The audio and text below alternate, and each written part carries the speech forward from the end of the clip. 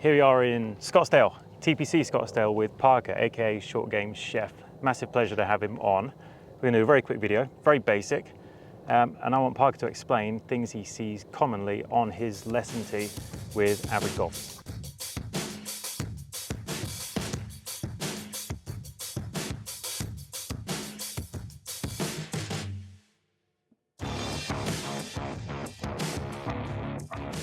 Yeah, well, thanks for having me.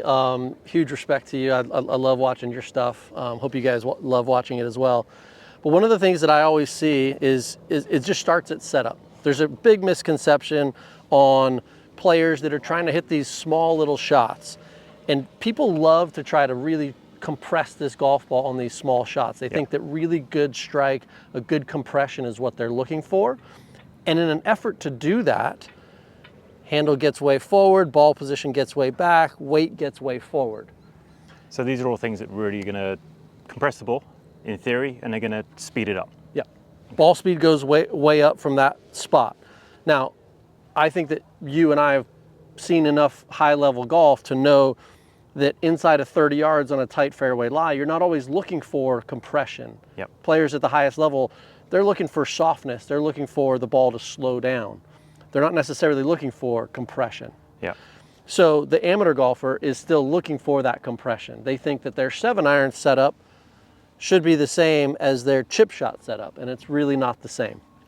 So in this effort where they're handle forward, ball position back, leaning forward, they're creating a ton of ball speed.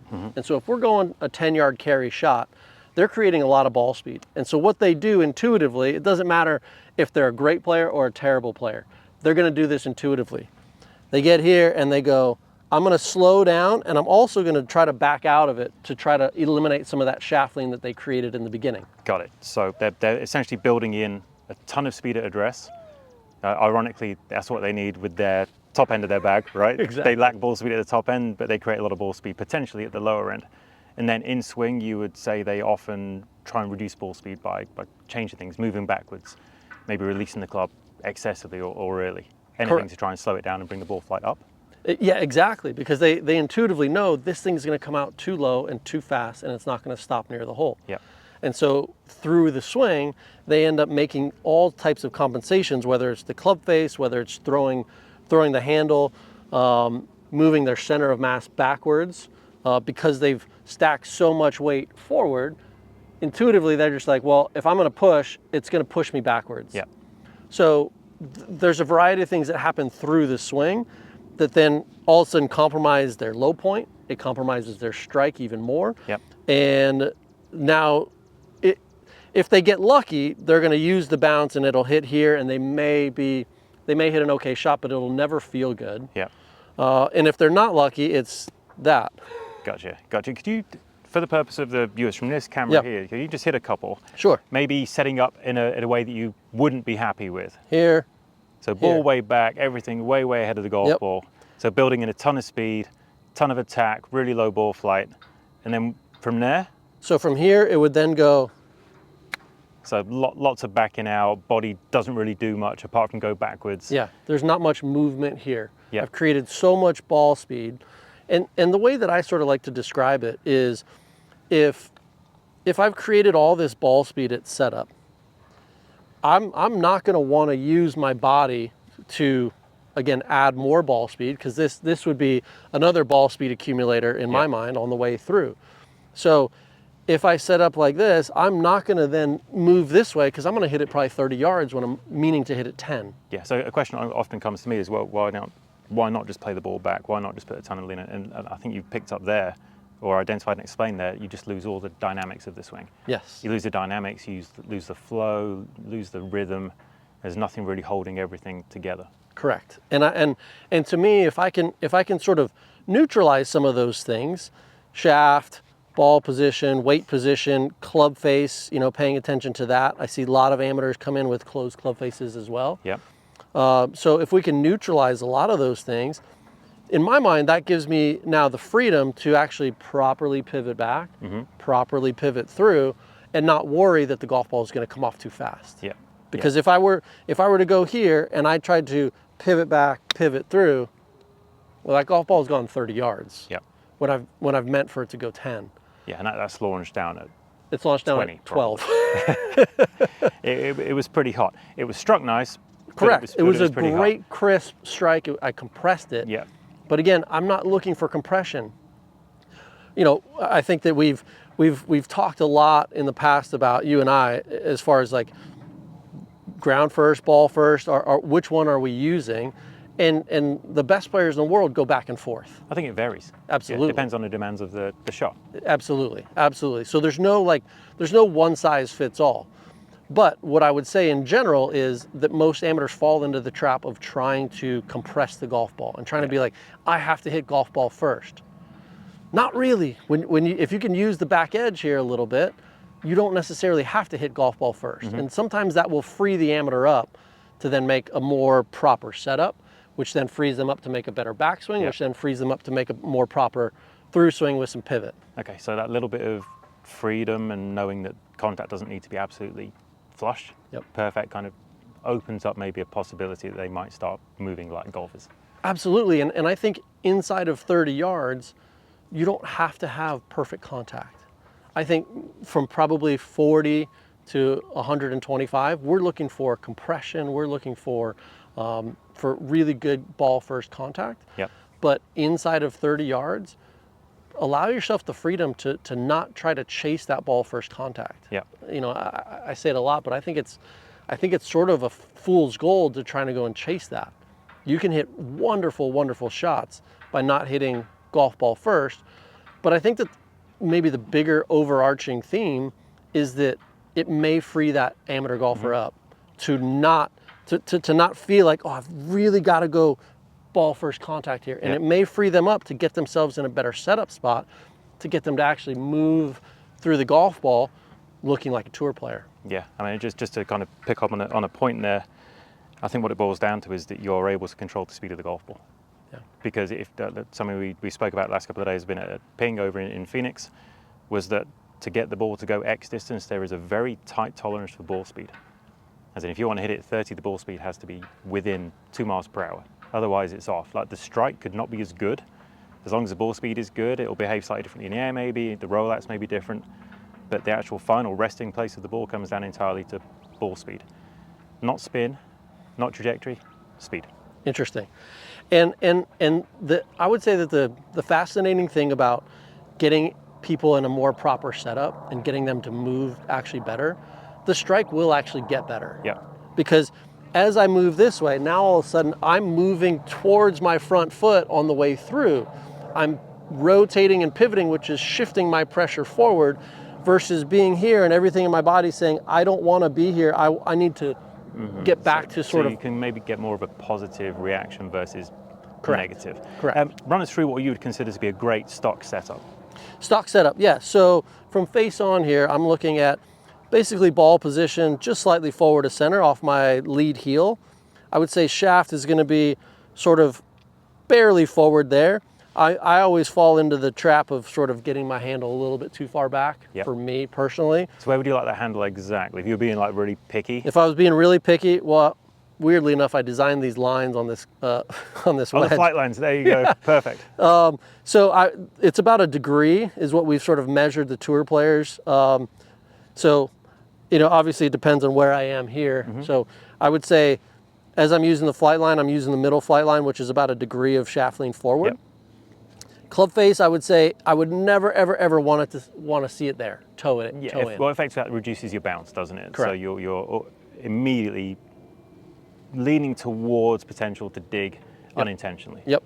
And from there, I would then want to see, if anything, just a tick open, just to slightly engage that bounce. And again, if I can open that face ever so slightly, it gives me the freedom to feel like I can move faster. Yep. So a little bit of open face, butt of the club, just slightly ahead of the leading ahead of edge. my You're zipper. talking like a degree of shaft lean. So I think if I'm trying to just get in line with this camera here, I'm not really aiming at a target, but it would be somewhere in that spot there. Gotcha, feet, perfect. I like being fairly close together for these sort of smaller stock shots. You know, we'll see tour players do a variety of things with their feet based on the shot. Yep. Some guys are going to go like this if they're trying to hit one really high, where they'll drop the right foot back. But for our stock standard shot, it's here. And I would say spine angle, I've been guilty of this before, of like falling into setting up like a driver. I obviously don't necessarily want to set up this way either. Yep. So it's just somewhere in between, where I just feel like my spine is sort of stacked on top of it. Pretty neutral itself. spine, kind of stacked up on top of your hips. Yeah, I just think, I mean, I started working with Keith Mitchell a handful of years ago, and we talked about the different shots that he hits around the green. And then I asked him, I said, what do you hit off the tee? Because he's one of the top 10 drivers on the planet. Yeah. He said, I hit a 2-yard fade. I said, but you're hitting 19 different shots around the green. Let's find your 2-yard fade. Let's find your vanilla type of a shot. Yep. What is your vanilla stock pitch shot? And I think that you and I have talked a lot about this in the past, of like, can we build a foundation? Can we build our players a foundation, a stock standard shot, and then get creative off of that? Yeah, so something to build around versus just being all over the place, right? Great stock shot, small variations on to change your ball flight. Keep it super simple in that respect. And I think for most amateur golfers, it's, if this is their stock shot, well, boy, how are you going to hit it up in the air from here? Yeah, that's a specialty shot, isn't This it? is an absolute specialty shot, right? This is sort of the tie spinner. Yeah. Right, so we've got setup, we've got kind of club positioning, club face, body. What about in swing? Where are things shifting around? We've got a bit of weight transfer going on. Yep. So I would say for me, I like to visualize my stock pitch shot with my trail hand. So I'd put my lead hand in the center of my sternum here, and I would feel like my left hand and my right hand are working back together. Yep. So I feel like my pivot is taking me back, and to me, like, that's a very good spot to start. Yep. We can start adding some wrist as we go. We can start adding a little bit more movement with our feet as we go. But for the most part, if I'm going to make a stock sort of motion, it's here, here. Yeah, so I think the key point for me there is that your arms aren't working independently from Correct. your torso. Right, they're only moving from here to here because you're turning, pivoting. tilting, all that kind of stuff. Yep. You're not separating, you're not folding your elbow, you're not pulling your arms behind you, you're not separating up this way. Very synced up. I think you and I probably see a lot of the same, and sort of from this camera angle down here, it's like I'll see a lot of people that will get this way. Yeah. And that's a great thing to create ball speed, right? I mean, I've had a handful of tour players that sort of look like that, and a lot of amateurs that look like that too.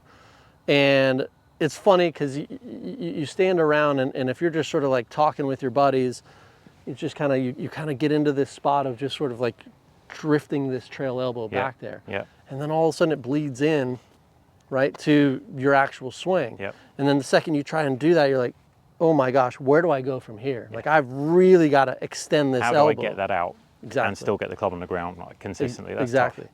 And so what I do is I'll get someone that has that sort of issue. I'll get them with the trail hand only. Yep. And I'll say, just make a swing with your trail hand only. Just put your other hand in your pocket, make a swing with your trail hand only. And that person that normally does this, they go like this. Yep. And I say, you'd never, ever, ever go this way No, just lose control of the club, don't to they? hit a Right? one-handed shot. Yep.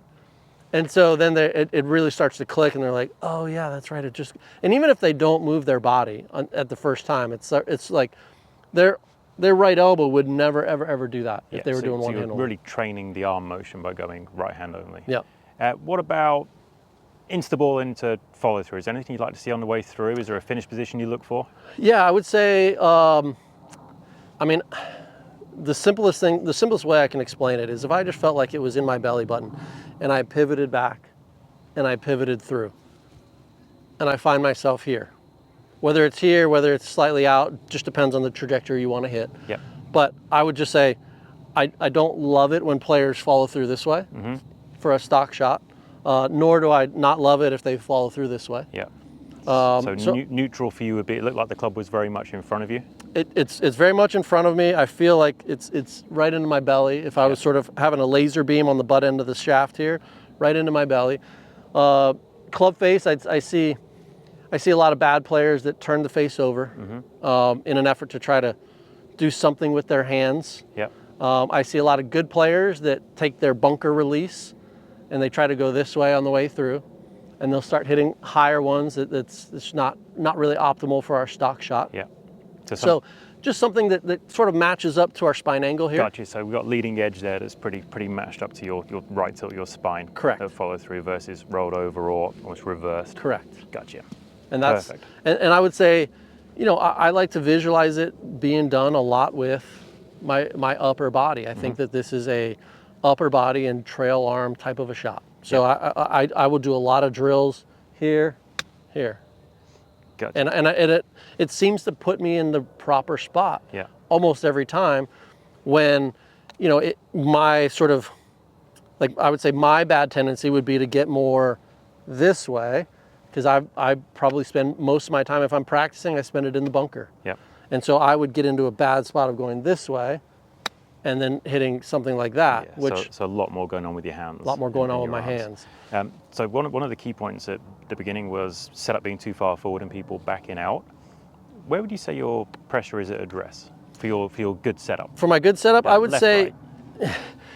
I mean, I would say probably like 5% forward. So 55-45. Yeah. It's kind of even, but just that way ever so slightly. Now, I'll make a caveat there, because I would like people to start sort of 50-50, but your 50-50 at the current state of whatever your game is might feel 90-10. Yeah.